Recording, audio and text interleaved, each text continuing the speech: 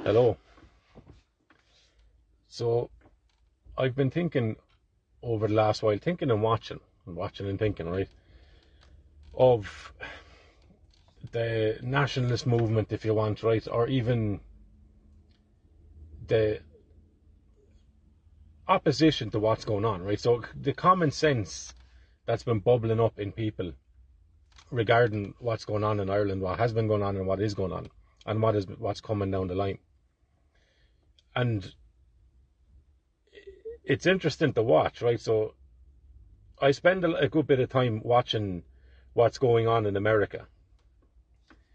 Not because I've no vested interest in America, the country, right? Only insofar as what I see going on there is a case study of the exact same thing that's going on in Ireland. Okay, so whether we like it or not, America has been the crown jewel of Western civilization, of the white race for what 100 years at least, right?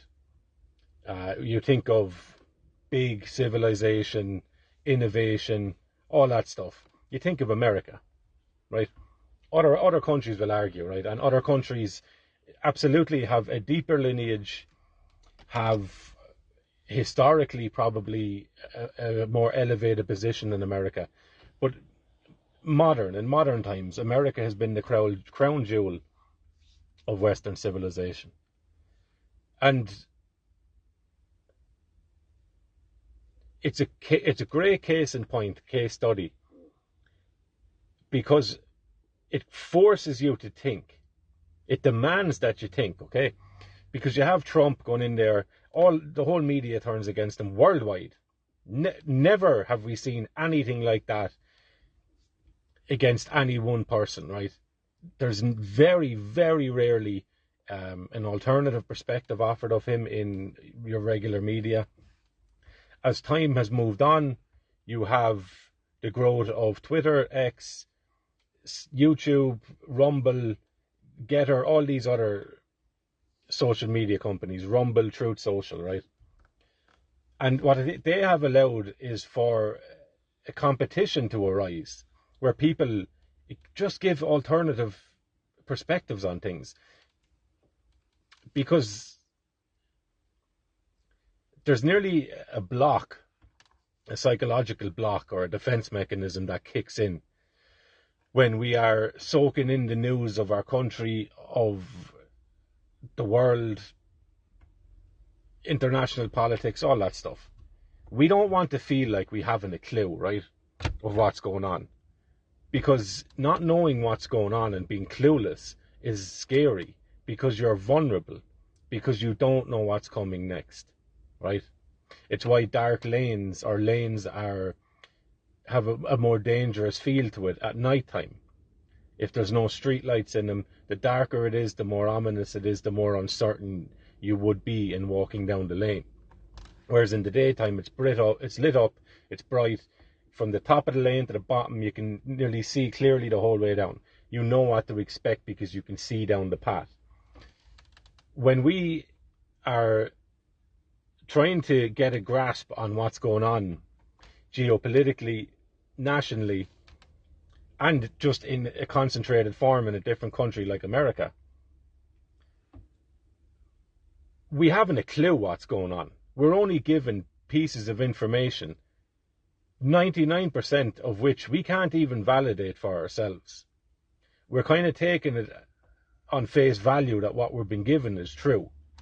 Now, many people have come to the realization that the regular, or what has been the regular media, newspapers, cable television, the regular news stations, what they've been offering out is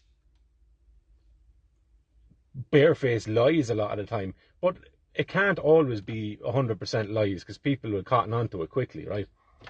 So you get probably 70% factual stuff and then 30% spin, or whatever the breakdown is you want it, whatever the breakdown is. But it's very rarely balanced and open and giving a full rounded perspective on what's going on, right? So the rise we've had of that, to counteract that, to oppose that, the thesis, the antithesis, right, is people who have begun offering different perspectives on different social media platforms. With Elon Musk buying X, that kind of just exploded, right? And now you have nearly a carte blanche to share whatever perspective you want on it. So, what comes along with that then are spin merchants, again, right? Because the very people who control the previous status quo media, they're not just going to go, oh, well, look, everyone else who has a counterpoint to what we're trying to get at and push, we're just going to leave that off. Of course not, right? So you're going to have people who are speaking in a way that looks like it's opposed to what has come before, but they'll bring you maybe halfway down the lane and they'll leave you there, right? They'll bring you halfway towards the truth, and then they'll kind of swerve you away from it, swerve you around it.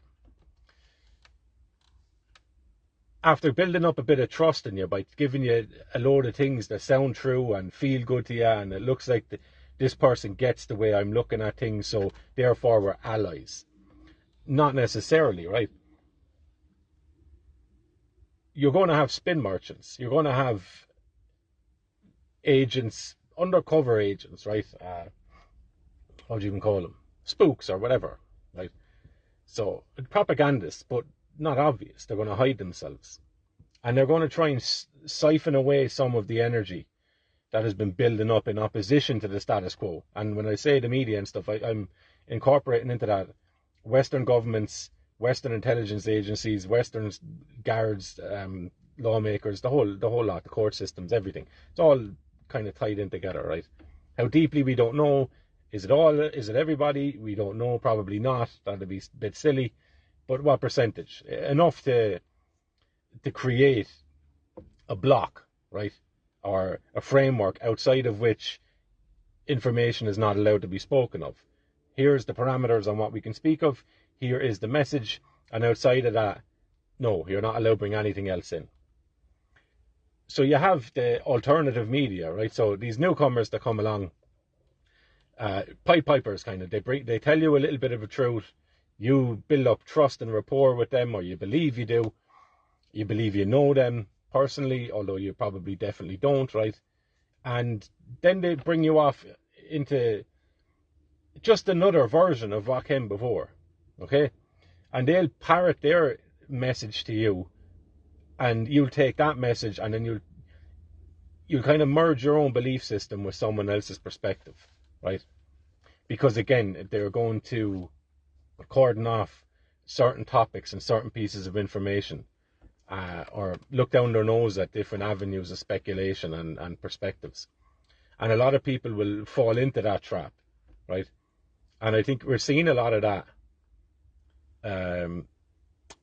obviously in America, but in Ireland now as well, okay? And I fall myself into it as well at times, right? Because I think there is an absolute sense of urgency in what's going on in the country, and the need to turn that around, to 180 it, and to neutralise the impacts of it and the persistence of it.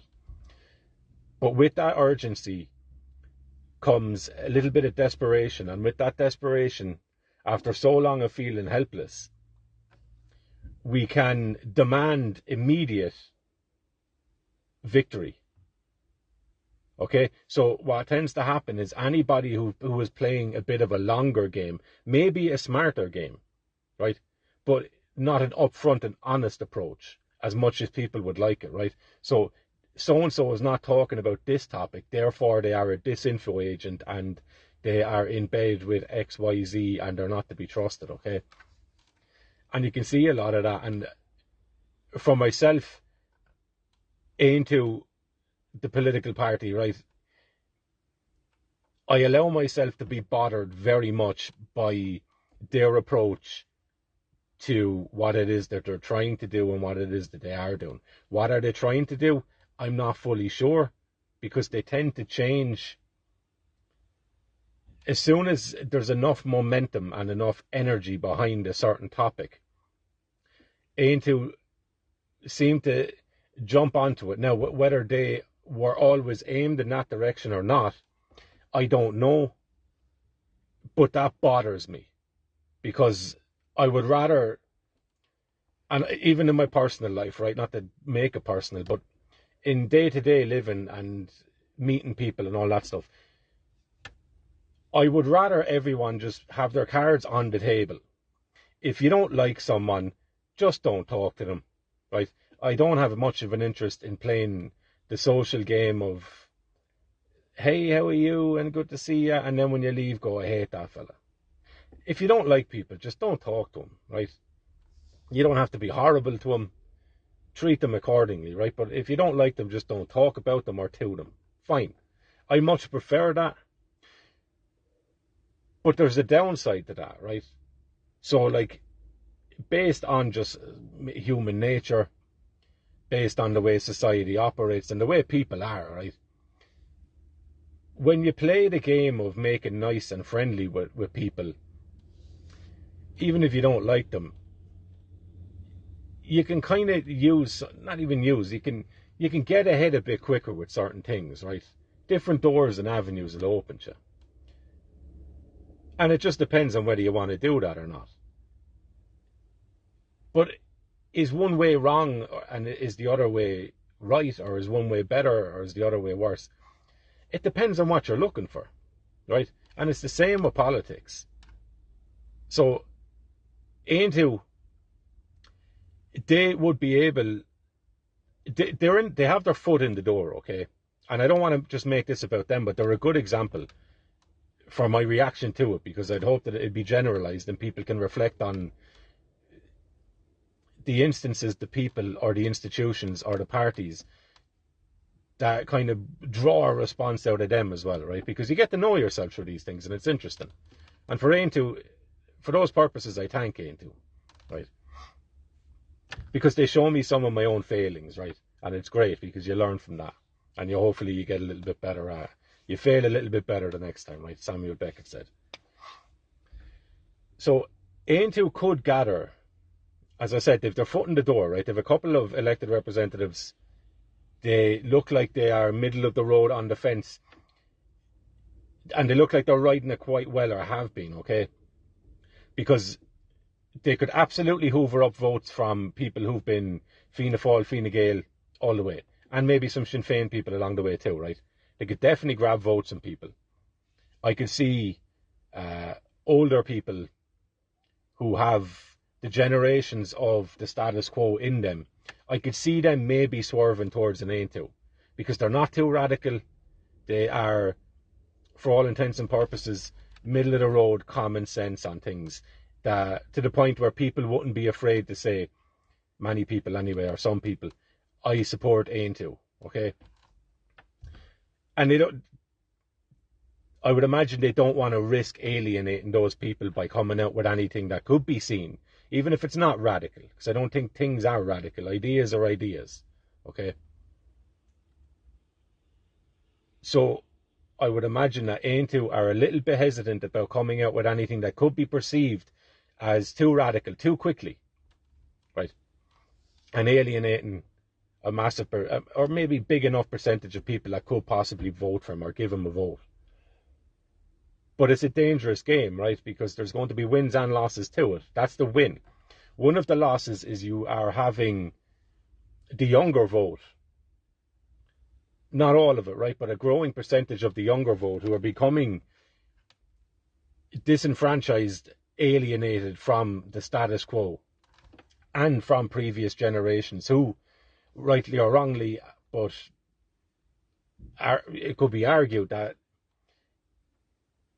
they have a bone to pick with older generations, because the older generations have created the society that we have today, in which these young people have to grow up and they will have to fight for every single thing that they get.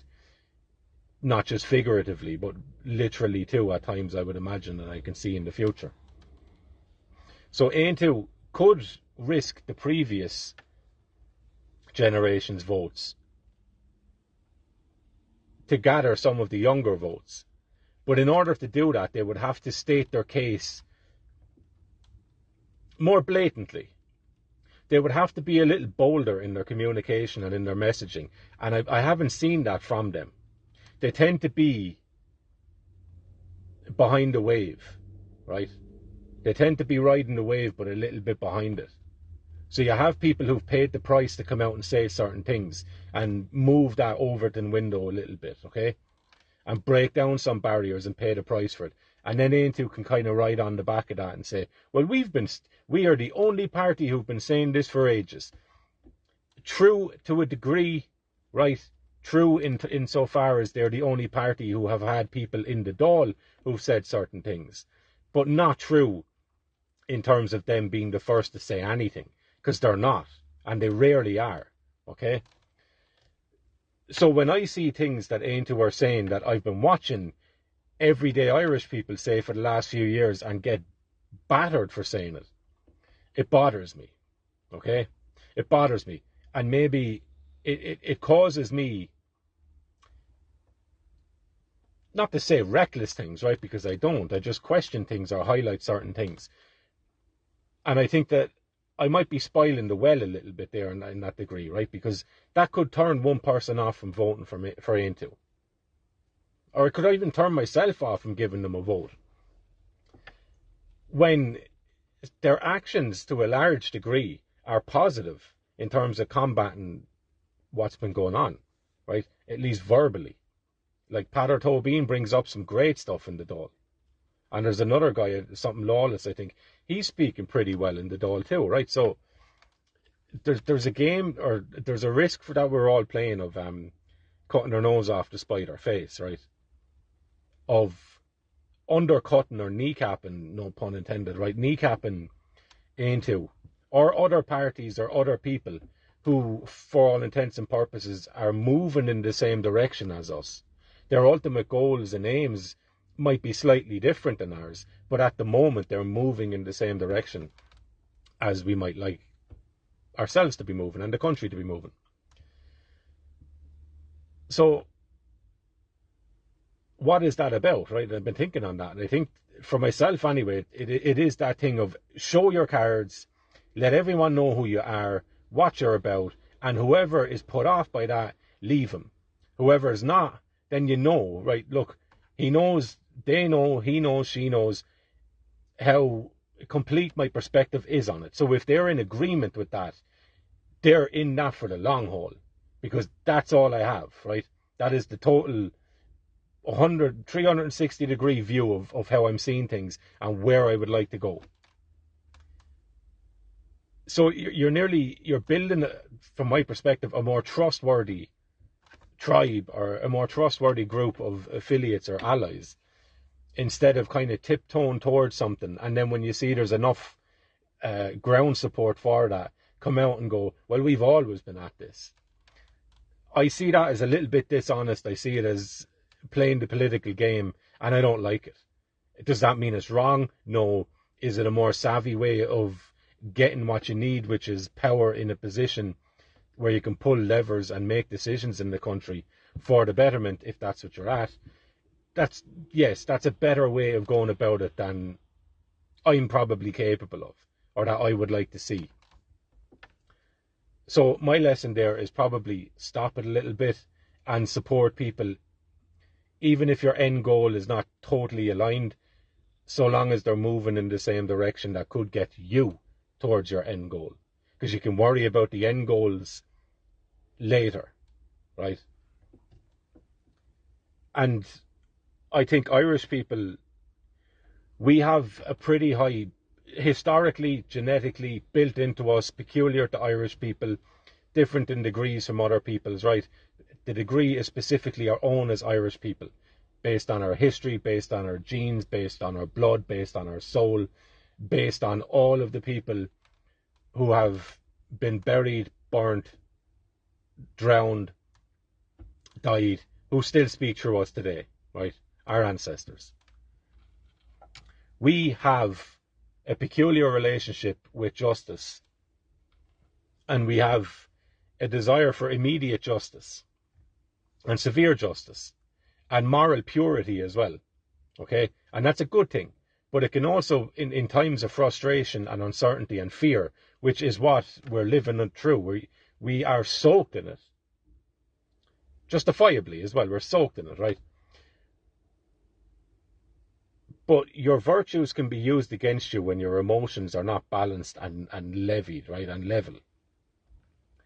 Because the demand for moral purity precludes you from allowing for the long game. So people who are of a different temperament and persuasion than you are, who want it and they want it right now, understandably, those who want to play a longer game, who probably have more patience, more social savvy than you do or I do, they will probably get you further down the road. It'll take a little bit longer time, right? It doesn't mean they're your enemy or they're your opponent. Sometimes it might, right? But it doesn't automatically mean that. And I think that it is this uncertainty and the fear and frustration and disappointment and lack of trust, failure and breakdown in community, not knowing what people really think. Is it just a social veneer of going along with what's going on, or do they really believe that the destruction of Ireland is a necessary thing and they're okay with it?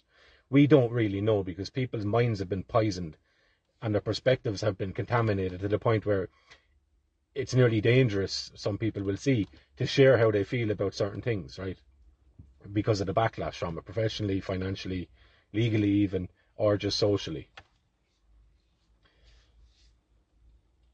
So, what do we do with that? There's not much. I'm not going to tell you to do one thing or another, other than never wed yourself to any definitive answer that you cannot prove to be completely correct. Even perspectives. Entertain as many perspectives as you possibly can without wedding yourself to any one of them, again, that you cannot prove to be the case. Because once you box yourself into one perspective, everything outside of that becomes dangerous and threatening to you. And if you can't prove that your perspective is the absolute truth and the correct one to have, then what you do is you argue, right? And you fight and you sling mud at people because you can't prove your point. And because you haven't accepted that all you're doing is putting faith in the perspective that you have, you start to cling on to it as if it's true. It becomes a quasi-religious perspective, right? And anyone outside of that becomes a heretic. So anyone who's not moving and looking at things the same way you are, you tend to brand them as an enemy. And you treat them accordingly, even though they could be very much in line with 80-90% of your perspective. They just differ somewhat. And it's the difference that we tend to... The difference is what draws our attention at times. Right? The anomalies, the curiosities, the question marks in what people are doing. The things that make you go, what's that about now? Right? But that doesn't mean that they're totally wrong or that they should be an enemy. And I've seen that a lot lately in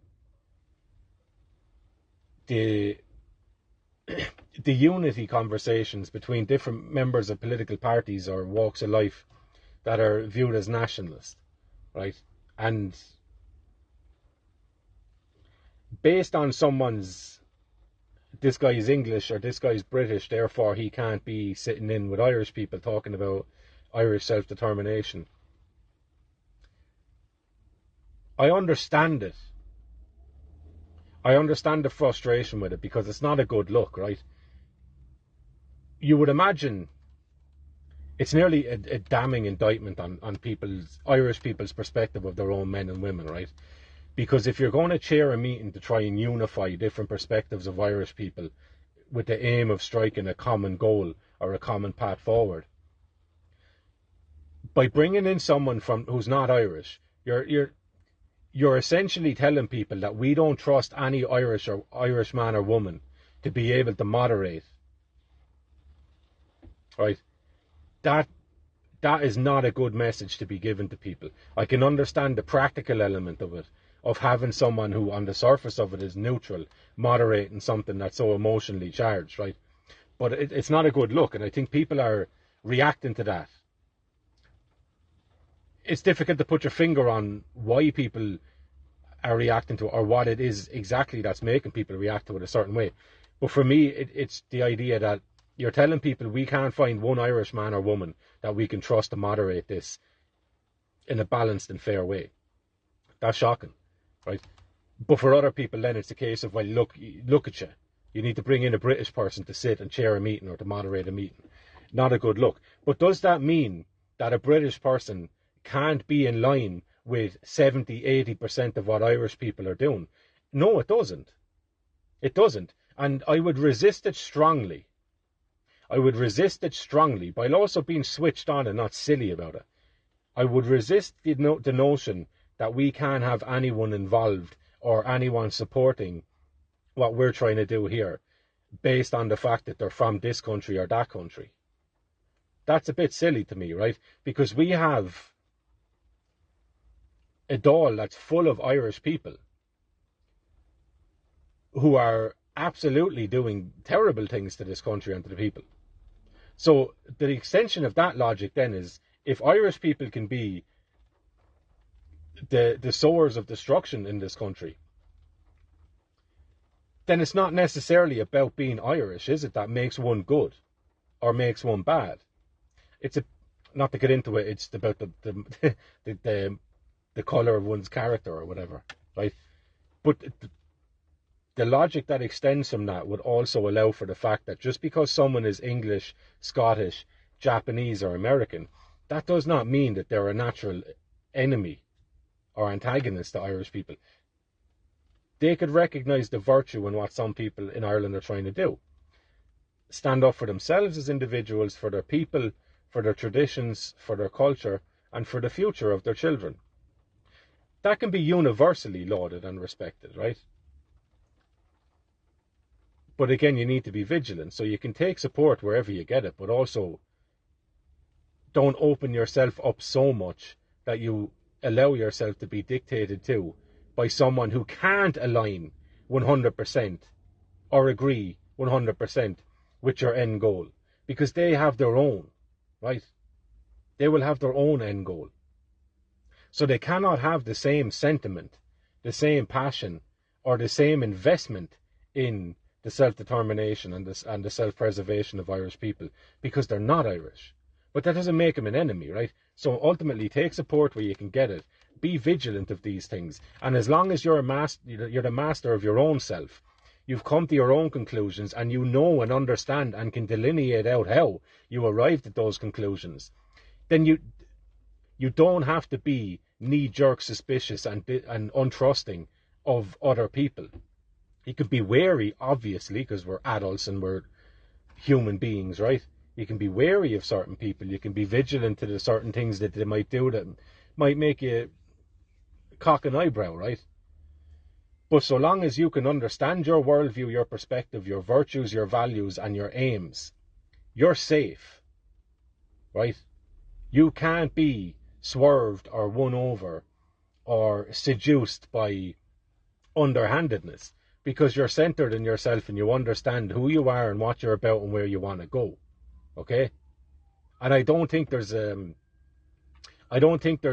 sufficient feeling of certainty in the Irish people to help alleviate some of that contaminant into the conversation, which is suggesting that everyone is there to subvert everything and you can't trust everybody. Avoid these totalities, the extremes of totalities, right? Not everyone is safe and friendly and to be respected and admired and followed, nor is everyone a subversive agent who's there to swindle you and to destroy Ireland. Some are, some aren't, right? On both sides.